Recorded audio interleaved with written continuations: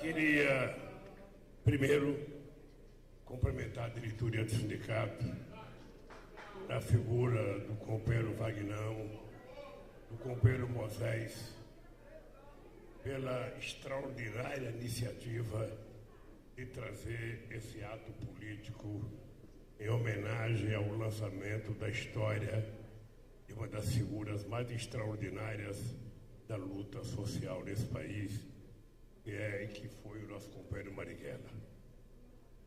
E quero também antecipadamente pedir desculpas a vocês, porque eu vou falar muito pouco, eu estou com a garganta muito ruim, e eu segunda-feira começo a gravar um documentário e eu preciso estar com a garganta boa, porque eu gravo segunda, terça e quarta, e na quinta eu vou para a Argentina e só volto no domingo à noite.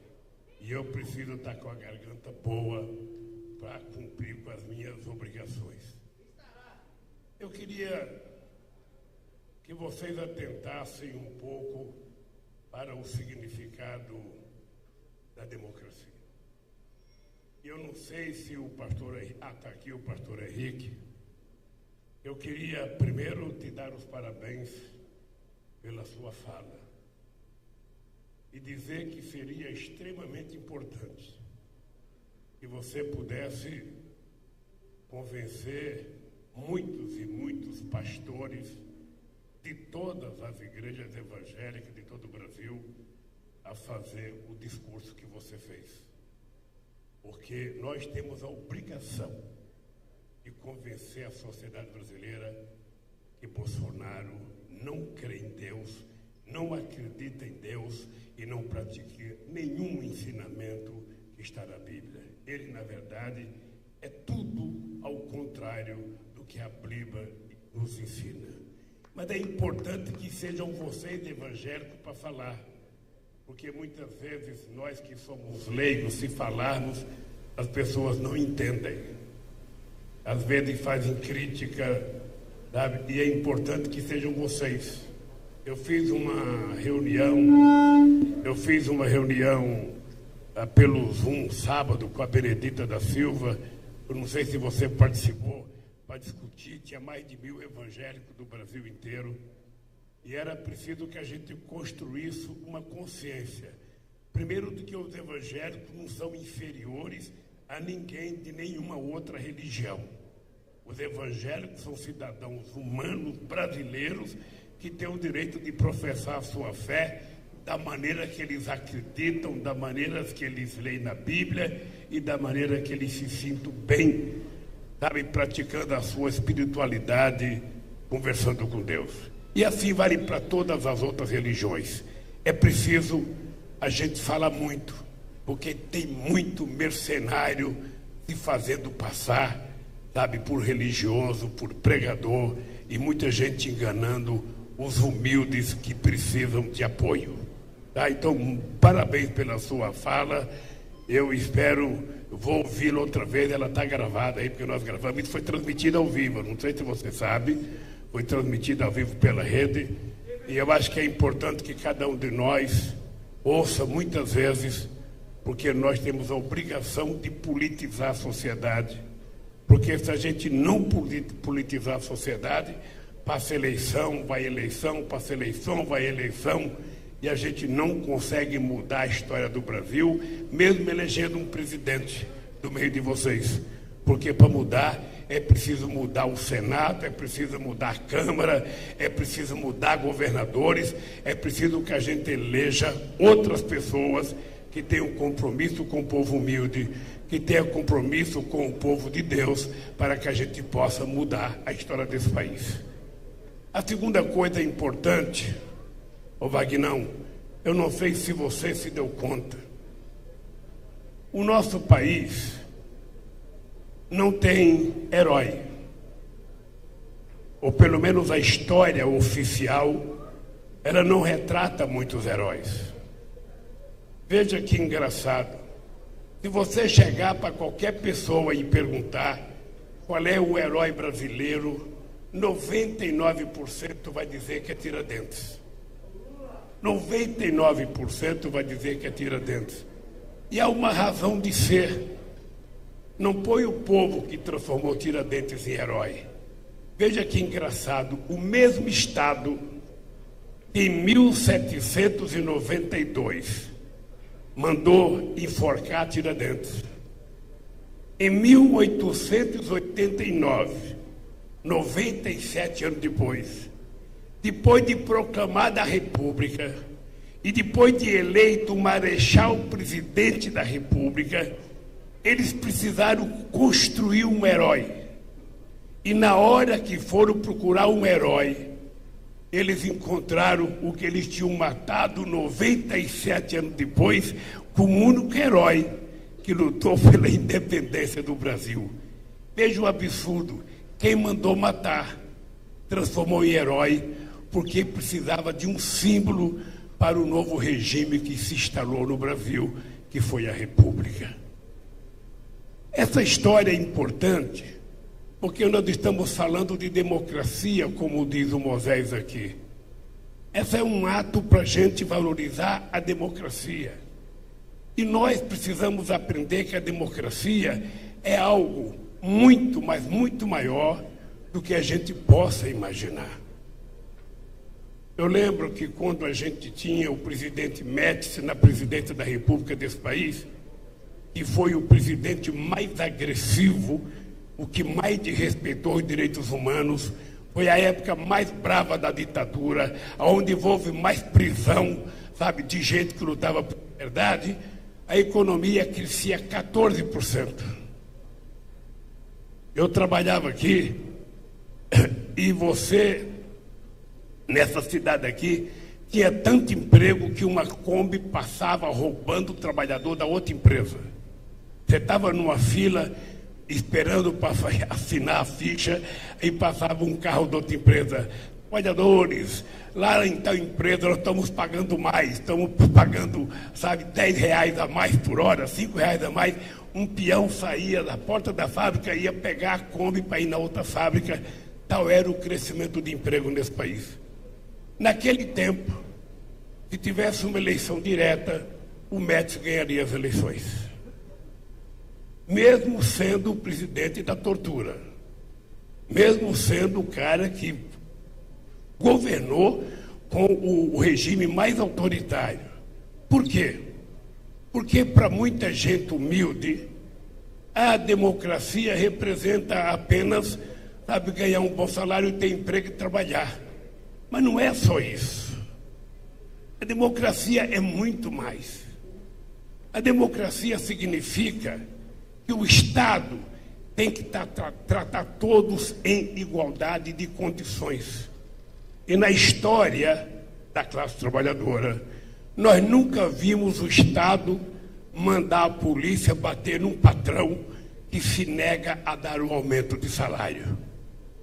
Mas estamos cansados de ver a polícia bater em quem pede o aumento de salário. Ou seja, quem pede está cometendo um crime. Quem nega não está cometendo crime. Por que isso?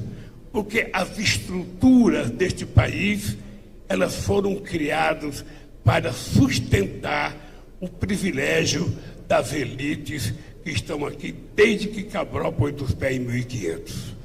Como é que a gente vai mudar isso? Fazendo o que vocês fizeram. Essa homenagem, cadê uma garrafinha d'água que eu tinha ali na minha choupana ali?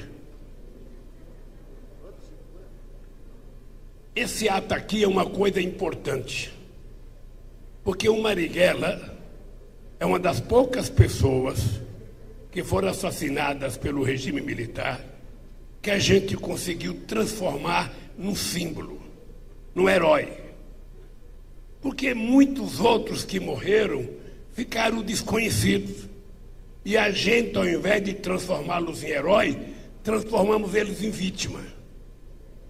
E alguém, não sei se o Carlos Marighella, se você, Maria, mas a verdade é que um movimento muito forte nesse país resolveu transformar Marighella no herói nacional. Ou seja, a gente não fica se queixando e só falando mal dos caras que o mataram ele, porque nós precisamos valorizar a razão pela qual ele morreu nesse país. É a mesma razão. É a mesma razão pelo qual Jesus Cristo deixou ser crucificado. Ora, então, nós precisamos aprender a trabalhar essa história de criar os nossos símbolos. Apenas há pouco tempo, Zumbi começou a virar uma figura heróica nesse país. Dandara, até pouco tempo, ninguém conhecia. João Cândido, até pouco tempo, ninguém conhecia. Quando eu propus fazer a estátua de João Cândido lá na Praça 15, o almirante da Marinha, que era o comandante na época, foi pedir para o ministro Celso Jobim se eu não podia adiar, porque a Marinha poderia não ficar satisfeita com a estátua de um negro numa marinha que era só de brancos. Então, cabe a nós recontar um pouco a história desse país. Nós temos a obrigação de contar, porque a história desse país sempre foi contada pelos vencedores. E os vencedores eram cruéis.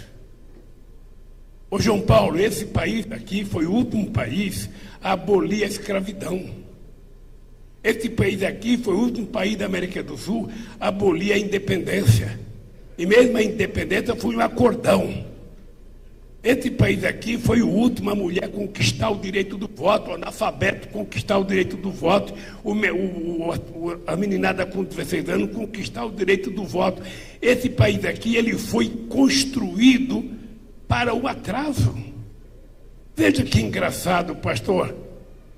Esse país aqui só foi ter a sua primeira universidade em 1920. O Peru teve a primeira universidade em 1554. Ou seja, 62 anos depois da descoberta, o Peru já tinha universidade. O Brasil levou 420 anos para ter a sua primeira. Por quê? Porque a elite brasileira não queria que o povo brasileiro aprendesse, se desenvolvesse do ponto de vista cultural. Somente os filhos da elite é que poderiam fazer curso lá fora. E eram poucos. Ao povo trabalhador restava o direito de trabalhar. Até 1930, fazer capoeira era crime. Tocar pandeiro ou qualquer barulho de percussão no Teatro Municipal do Rio de Janeiro era crime. Por que as pessoas foram para os morros? Porque as pessoas não podiam tocar nas cidades. Ou seja, então esse país sempre foi muito pouco democrático. Muitas vezes o que nós conquistamos foram concessões. E não a democracia para valer. Porque tem muita gente que acha que a democracia é um pacto de silêncio. Bom, nós fazemos democracia, nós temos que respeitar quem ganhou, a gente não pode protestar, tem que ter uma só religião, o ensino tem que ser de um único jeito. Não! A humanidade é plural, o ser humano é plural, nós temos diferenças, e é nas nossas diferenças que nós precisamos construir a nossa democracia. Cada um é como é, cada um faz o que quer, desde que a gente não avance no terreiro dos outros, que a gente respeite a diferença dos outros. Se a gente fizer isso, a gente constrói a mais bela e ampla democracia nesse país. Então, companheiros e companheiras, a democracia ela é meio truncada. Ela é meio truncada no mundo inteiro. Eu conheço muitos países do mundo. Por que os trabalhadores não têm um presidente nos Estados Unidos? Por que os trabalhadores, que são grande maioria, não elegem presidente em muitos outros lugares? Porque as elites constroem os seus partidos e criam os setores progressistas dentro de cada partido e o povo se contenta com isso. E a democracia não anda. A democracia não evolui. Aqui no Brasil, a cada 20 ou 30 anos, eles retrocedem. Quando nós fizemos a Constituição de 88, eu jamais pensei que a gente fosse retroceder. Ou seja, 30 anos depois, a gente volta até genocida presidindo esse país.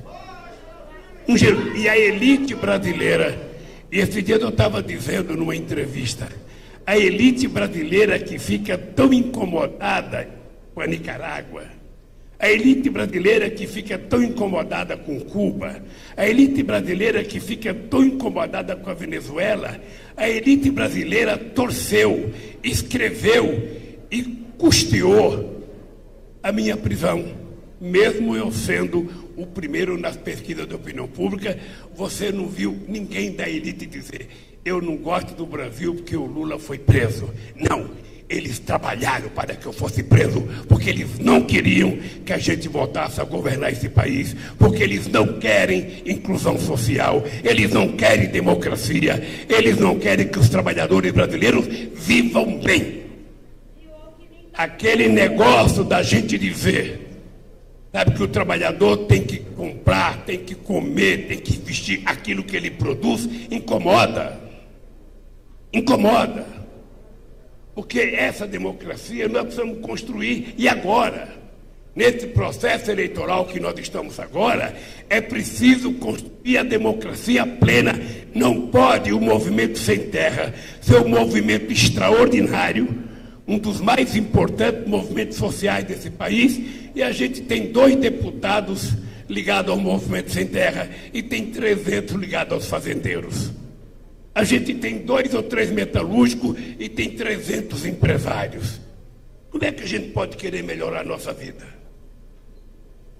Como é que a gente pode querer melhorar a nossa vida se na hora de votar a gente vota nas pessoas que não tem nada a ver com a gente? A gente vota em deputado que a gente nunca viu. A gente vota em senador que a gente nunca viu. E são deputados e senadores que fazem as leis. E se a gente não fizer as coisas corretas, a nossa democracia vai ficando diminuída.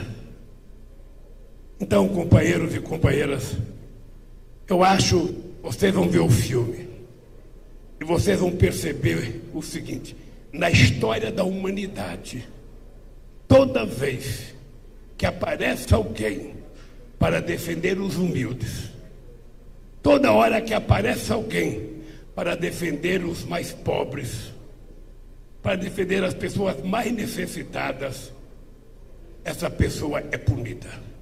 Ela é presa, ela é assassinada, ela é caçada. Assim foi na história de 350 anos de escravidão nesse país.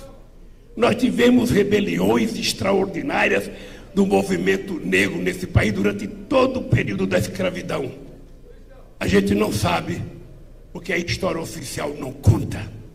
A história oficial enaltece os que venceram e não os que foram derrotados. Portanto, nós precisamos cultuar, falar, divulgar o significado da luta das pessoas que, como Marighella, morreram para garantir que o restante do povo brasileiro vivesse democraticamente.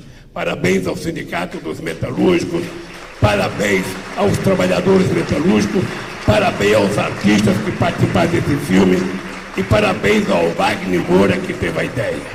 Gente, um abraço no fundo do coração.